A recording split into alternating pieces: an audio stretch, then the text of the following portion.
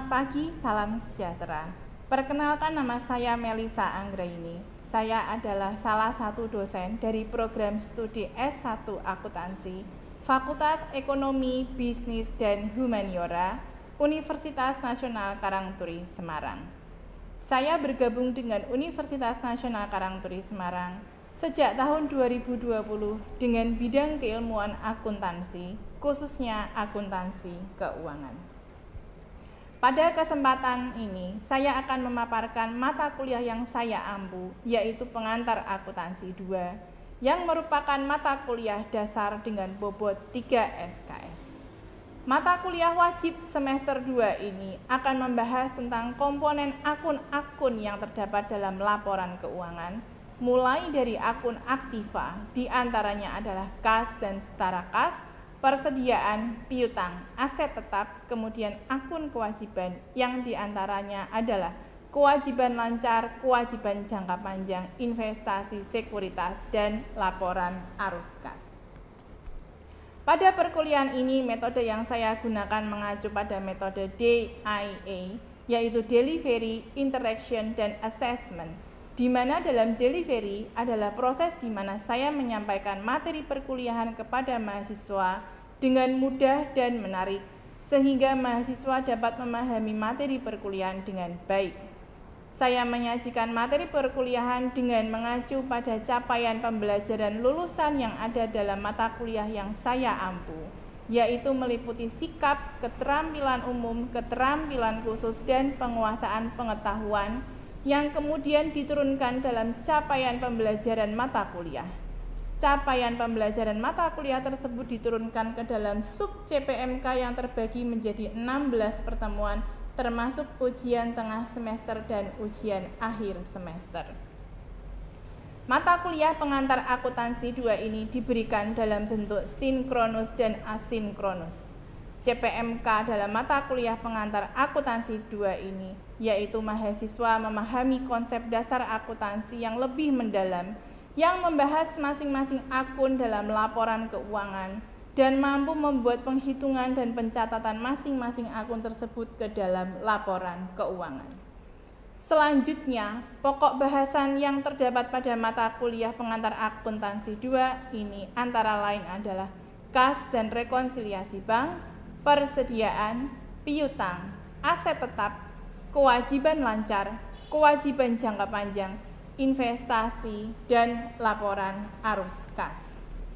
Untuk menunjang perkuliahan tersebut, saya menggunakan berbagai literatur, antara lain sebagai rujukan utama, saya gunakan textbook dari Weygand, Kimmer, and Kiso yang berjudul Pengantar Akuntansi 2 berbasis IFRS, dan Kartika Hadi et al. Yang berjudul Akuntansi Keuangan berdasarkan SAK berbasis IFRS.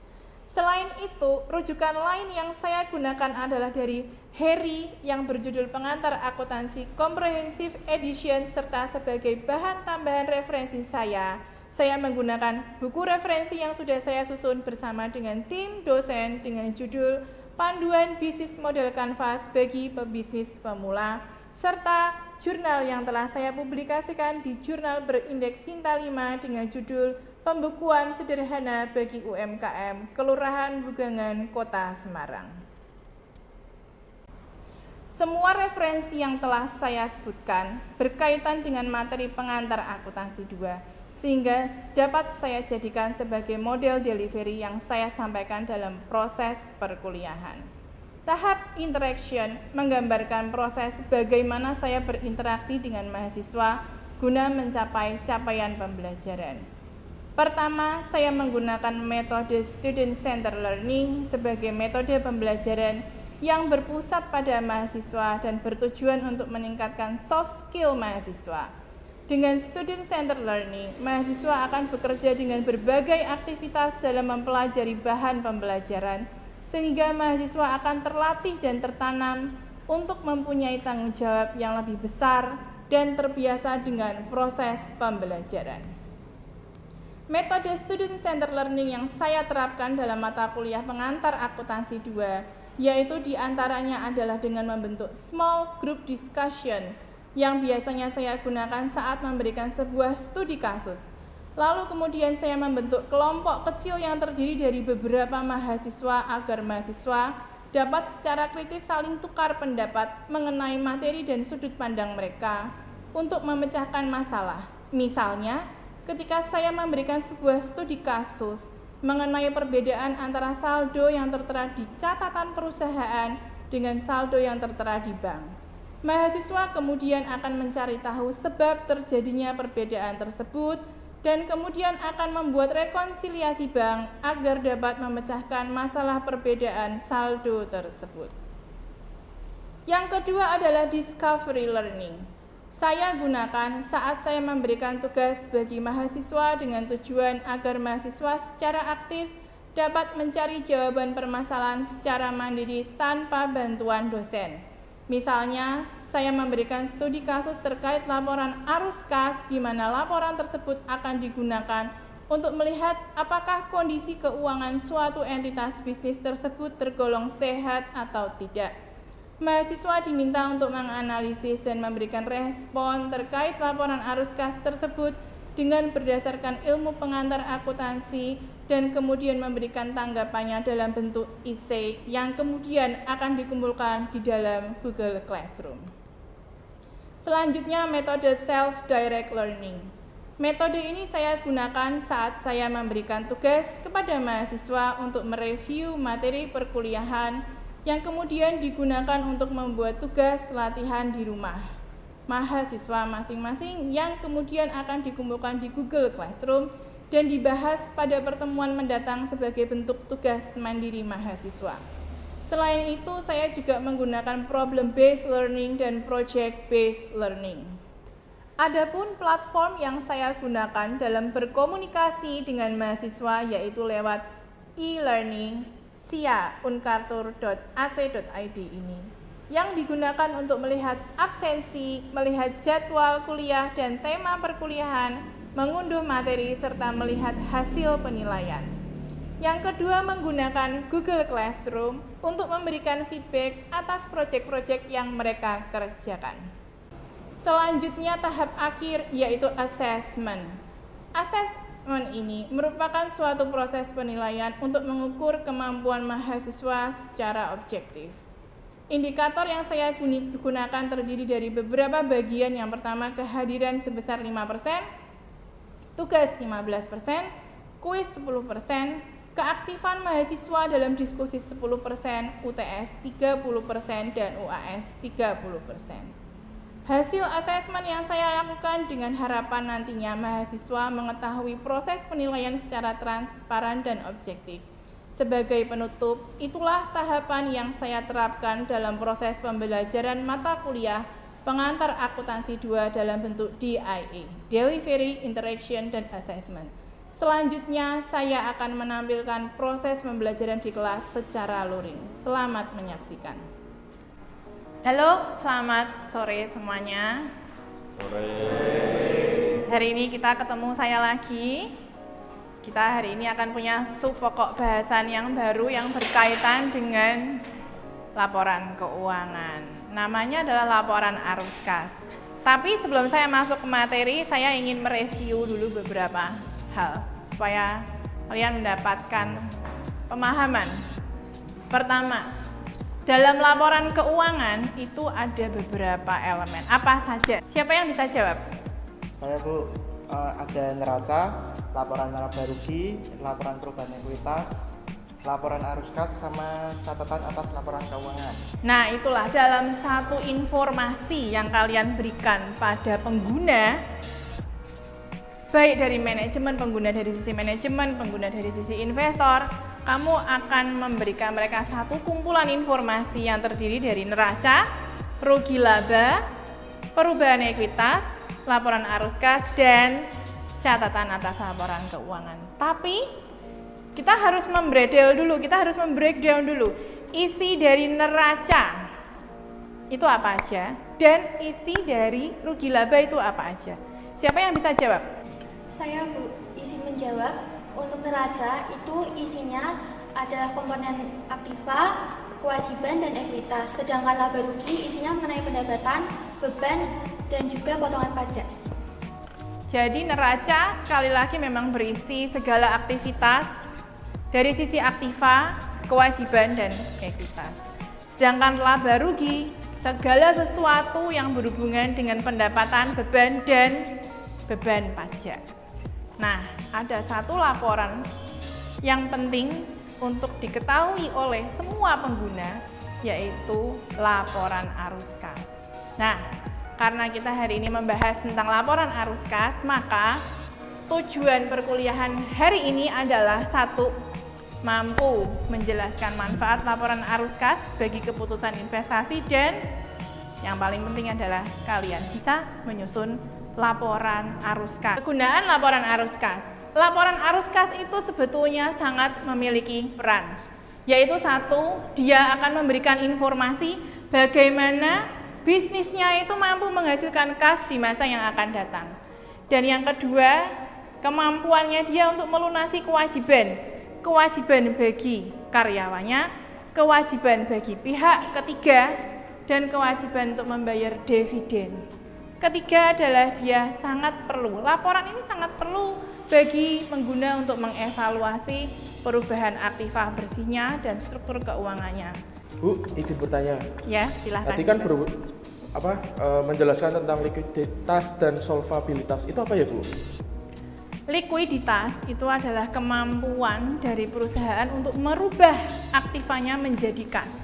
Bagaimana dia bisa mengubah persediaannya dikonversikan menjadi kas lewat penjualan. Itu adalah satu contoh dari likuiditas. Sedangkan solvabilitas, ingat ya, solvable berarti mampu memecahkan masalah. Itu berarti adalah kemampuan perusahaan untuk membayar semua kewajibannya, baik hutang jangka pendek maupun hutang jangka panjang. Itulah maksud dari likuiditas dan solvabilitas.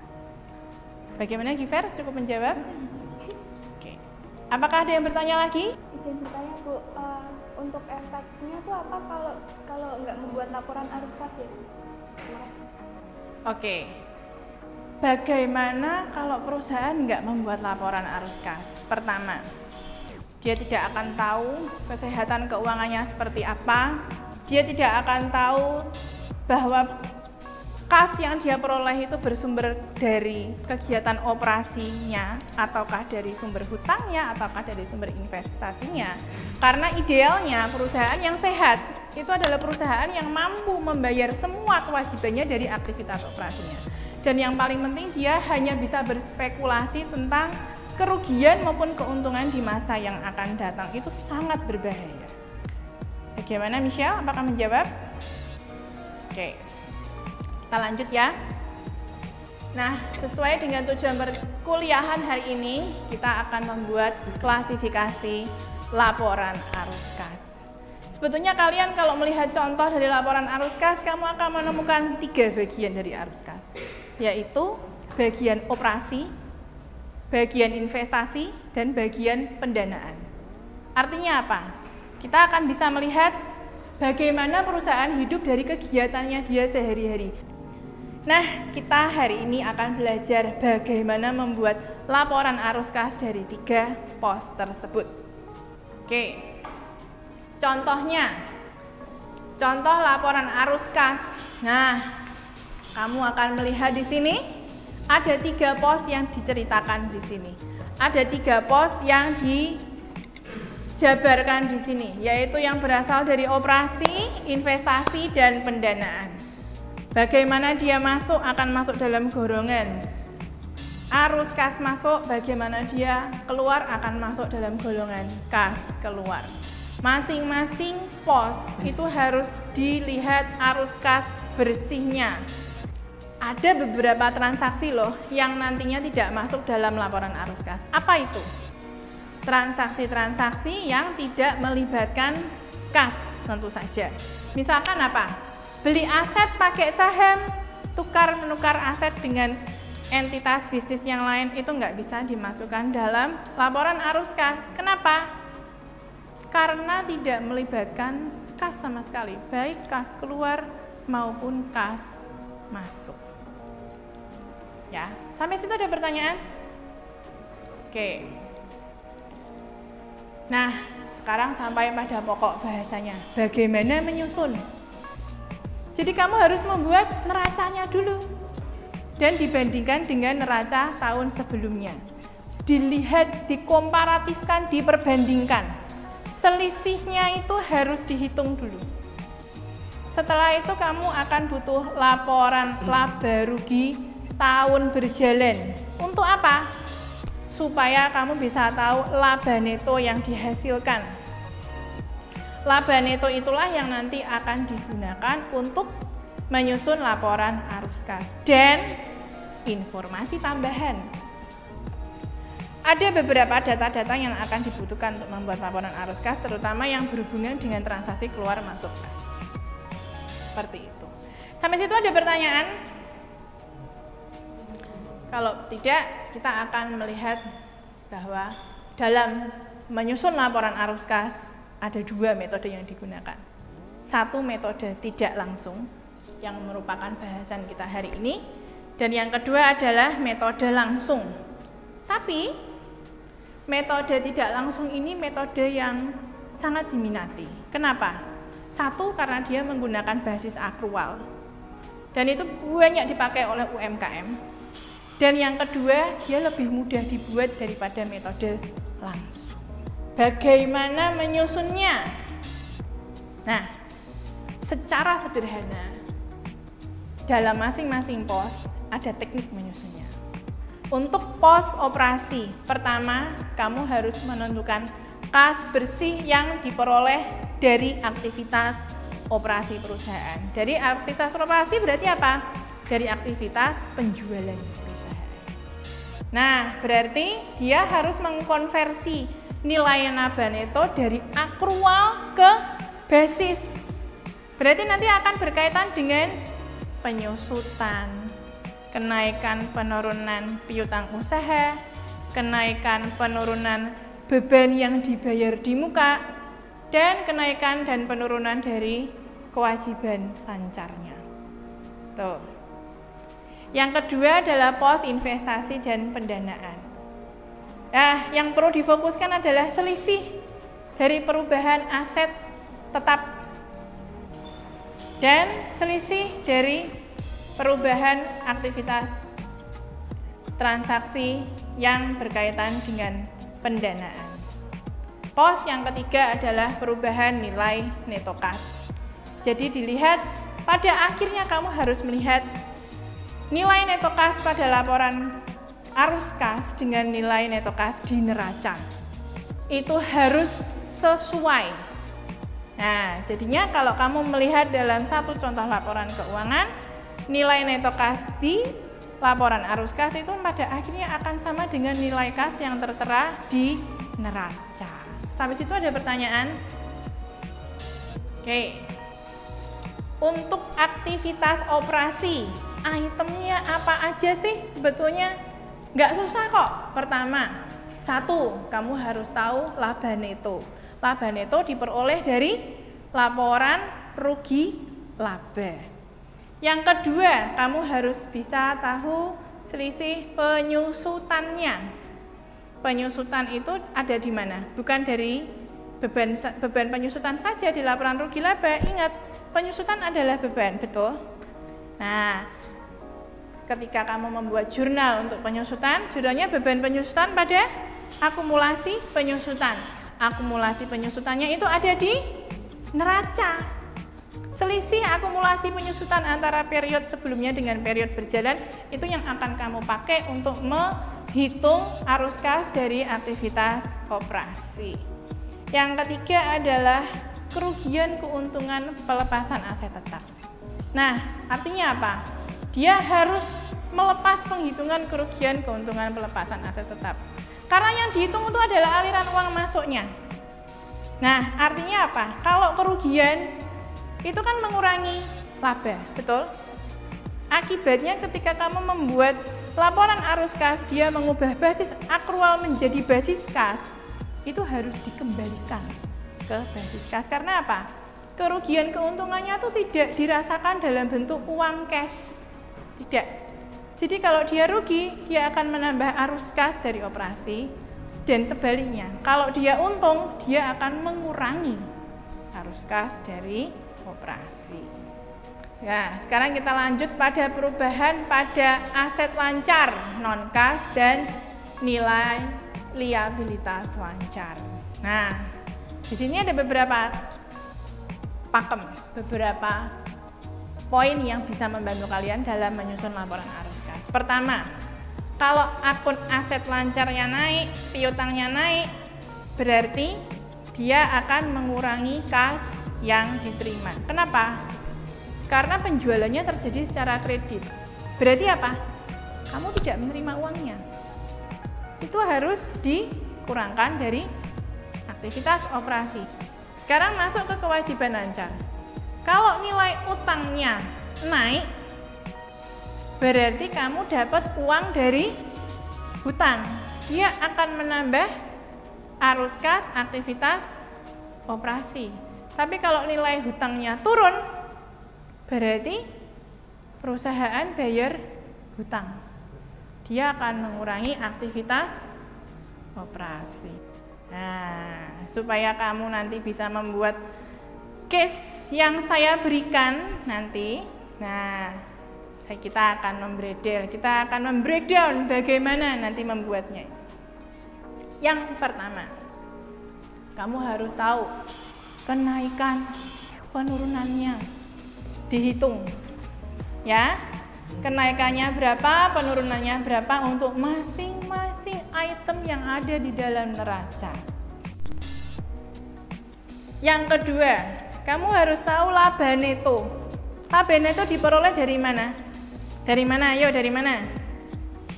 Ada yang bisa jawab enggak? Tadi sudah saya singgung bolak-balik. Penjualan dikurangi beban operasi, betul. Dikurangi lagi beban pajak. Nah, laba neto itu tertera dalam laporan rugi laba. Dalam metode tidak langsung, dia mengubah basis akrual menjadi kas. Berarti apa? Yang harusnya penyusutan itu dia tidak mengeluarkan uang dan dia dibuat sebagai akun yang mengurangi laba, dia harus dikembalikan. Karena pada hakikatnya penyusutan itu tidak melibatkan kas yang keluar. Jadi dia harus dikembalikan, dia harus ditambahkan ke arus kas operasi. Kemudian harus tahu informasi tambahan. Tadi informasi tambahannya adanya apa? Selain penyusutan ada kerugian pelepasan aset tetap. Ada kerugian, ingat pakemnya tadi. Kalau ada kerugian pelepasan aset tetap, dia yang aslinya di laporan rugi laba itu mengurangi labanya itu harus dikembalikan. Jadi dia harus ditambahkan ke arus kas operasi. Kemudian ada informasi lain lagi. Dari mana? Perbandingan laporan posisi keuangannya tadi. 1, ternyata ada kenaikan persediaan. Kemudian kamu harus ada kenaikan piutang usaha. Yang kedua ada penurunan persediaan. Yang ketiga, kamu lihat bandingkan kewajiban lancarnya, utang usahanya. Ada kenaikan. Nah, piutang usaha kalau naik berarti dia nggak dapat kas loh. Dia akan dikurangi dari aktivitas operasi. Tapi kalau persediaan turun, tadi saya udah kasih tahu, berarti persediaan itu terjual. Dia dapat uang. Kalau utang usahanya naik, berarti dia dapat aliran uang. Sehingga itu akan menambah arus kas dari aktivitas operasi. Kemudian dilihat pada neraca bagian aset tetap. Kenapa? Itu nanti akan berpengaruh pada pos investasi. Dan kemudian dilihat dari pos pendanaannya. Apakah dia dapat suntikan dana dari pihak ketiga? Apakah dia ternyata melunasi kewajibannya dengan cara membeli kembali obligasinya atau melunasi obligasinya? Nah, Ternyata dari neraca tadi dilihat ternyata ada penjualan mobil. Berarti dapat aliran kas masuk. Tapi dia ternyata juga beli loh, beli aset tetap. Kamu bisa lihat dari informasi tambahannya. Beli mesin, harganya mahal lagi 750.000. Itu akan berfungsi sebagai informasi untuk aliran kas yang keluar untuk pos investasi. Nah, sudah tahu ada clue-cluenya. Seperti itu, kamu sudah bisa melihat, oh ternyata ada aliran kas masuk, ada aliran kas keluar untuk masing-masing pos. Nah, jangan lupa tadi ada informasi bahwa dia ternyata bayar dividen. Berarti ada kegiatan dari pos pendanaannya. Ada arus kas yang keluar karena dia harus membayar dividen kepada pemegang saham. Dari situ kemudian kamu mulai bisa memasukkan informasi tersebut ke dalam format laporan arus kas. Kalau disusun, nah sederhana aja. Aktivitas operasi kamu akan bisa menyusun laba netonya berapa, ditambah dengan penyusutannya, kemudian dikurangi dengan kenaikan piutang usaha, ditambah dengan penurunan persediaan, ditambah lagi dengan kenaikan utang usaha, dan ditambah kerugian pelepasan aset tetap. Kamu akan melihat arus kas bersih yang diperoleh dari aktivitas operasi. Untuk pos investasi sendiri, kamu akan bisa masukkan di situ bagaimana dia mendapat uang dari pelepasan aset tetap dan mengeluarkan uang untuk invest, beli mesin tadi, beli aset tetap. Jadi arus kas dari pos investasinya sendiri, dari aktivitas investasi juga akan ketahuan.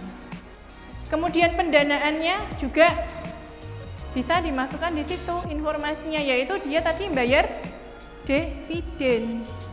Sehingga kalau kamu melihat arus kas bersih yang dihasilkan dari aktivitas operasi ditambah arus kas bersih yang dihasilkan dari aktivitas investasi dan pendanaan, akan tertera kenaikan atau penurunan dari kas dan setara kas. Kalau kamu lihat di situ, arus kas bersih yang dihasilkan dari masing-masing pos itu tidak selalu positif. Ada yang bersifat negatif. Ya.